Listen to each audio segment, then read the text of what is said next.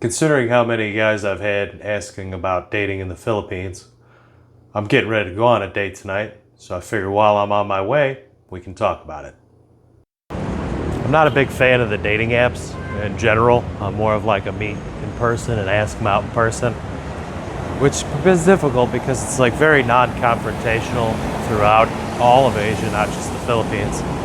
It's not, you don't just approach people nilly-willy all the time. We get a little bit of a free pass a lot of times because we're foreigners and we're on to them and on in general. But this lady I ended up meeting on one of the dating sites, Tinder. I got her contact information for WhatsApp. WhatsApp is an application that's relatively common here and generally overseas, a lot of places actually. I used it in Mexico quite a bit. Got a contact information, talked to her a little bit. Now I'm meeting her in Horo to go have a delicious dinner. So we'll see how it goes. She did want to kind of go swimming at my place, but I like to make sure that, you know, people aren't crazy before I have them in my personal bubble. One of the other dating sites that I've tried since I've been here is called Filipina Cupid. And it cost me some money to sign up. I got like the 3-month trial, but frankly, I haven't had any luck at all with it whatsoever. A lot of messages, but as far as like what I'm looking for, both physically and romantically and intellectually, it's not really there. Also, you find a lot of people wanting to contact you from all over the Philippines.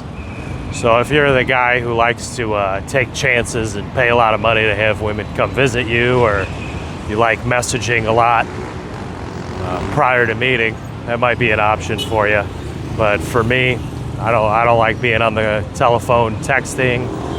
I don't even really like phone calls that much. I'd rather see a person, you know, face to face and have a discussion with them and see if I like them in person, because things get a lot different in person when there's no backspace button. Hello, sir. Hello, sir. Good afternoon. Good afternoon. I'm headed to Horo to a restaurant called Balat. Putut Balat. Yep, that's the one. Here you are, sir. Keep the change. Okay, sir. Thank you. Thank you very much, Thank you. sir. And God bless. Thank you. Have a wonderful day. Yes, sir. Thank you.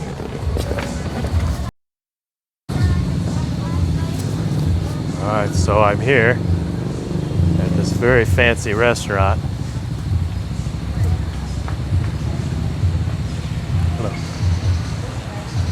All right, so if this doesn't get me bonus points on a first date, I don't know what will. So like I said, I'm an in-person guy. I like to meet the ladies in person during my daily activities, get to know them a little bit, and then ask them out. Generally, that's pretty confrontational for the Philippines in general. But I have gone on a few dates that way. The last girl I took out, the only other girl I've been on a date with since I got here, I met outside the college, one of the colleges, and I got to talking with her because I was walking around doing my tourist thing, you know, staring up at the sky, being impressed. She was a student at the college there, so she let me know like what was going on, what kind of college it was. Very sweet girl. So I gave her my number. She was super scared, like terrified scared, but she was hiding it well. Like I could see her face twitching, and she was very nervous, and she had that tremble in her voice. You know, and it turned out when I took her out and I took her to the mall, we were gonna go to the river walk, but it was raining. And it turned out I was the first and only foreigner she had ever been out with, or even really had any conversation with in person. The only other foreigner she'd talked to had been on the internet. And I think she said most of them were like Korean. But because she had been a sheltered woman and she was in her second year of college, we had a great day, great time. Really enjoyed ourselves, went out for dinner, had some ice cream, went and saw a couple little sights. Sent her home, got her in a trike, and then took myself home. And when I went to go text her again, she texted me, So, all right, hey, let me take you out for dinner again tonight. We had such a great time. She said, oh, one time was enough. That was the end of the text. Well, what? We had a great time, and you're saying one time is enough. So I dug a little deeper and said, well, I don't understand. We had a great time. Why are you saying one time is enough? I guess the parents did not approve of my age and the fact that I was a foreigner. And they don't really like her even talking with any other guys or hanging out with any guys while she's in college, from what she told me. So, and it made sense because when we were talking, it was obvious that she hadn't really spent any time one-on-one with men in general. But lovely girl. I respect her decision and hope the best for her. She's going to med school, so I'm sure she'll be very successful. Hopefully she can get a family, have a husband and children.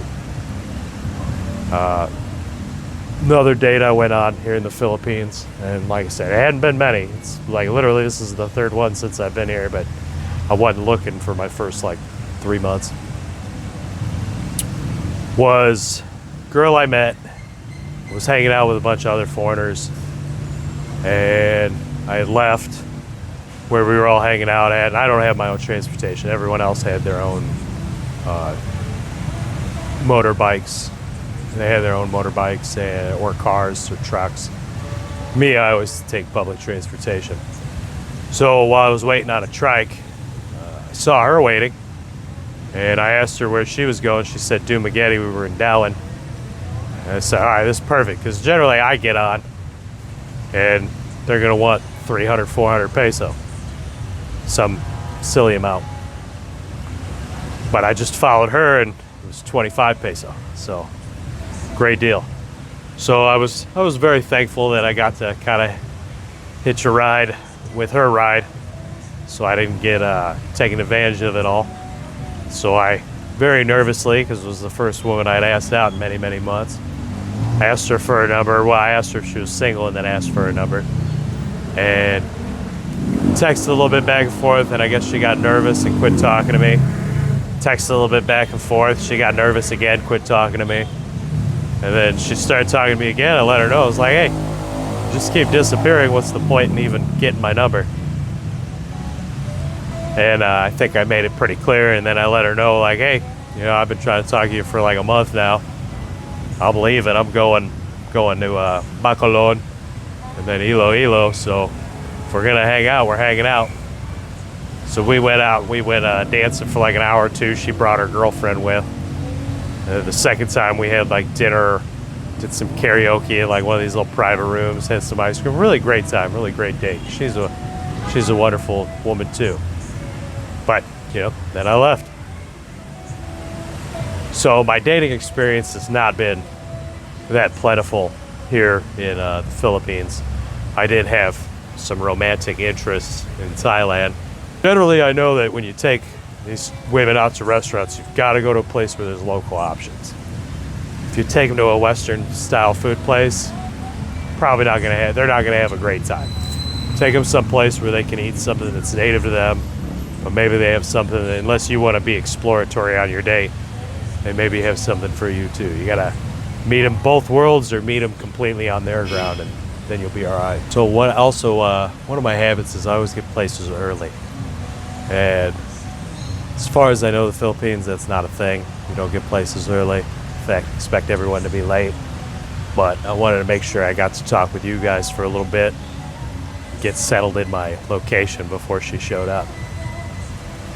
Now, I told her I'd meet her here at 6, so I kind of expect her here at 6:15. I let her know I was already here. I was here early. It's cool, but, make your way on out. But I don't expect her to 6:15, 6:30. Considering we said 6. You got to have those expectations of not on time. She's a half hour late now.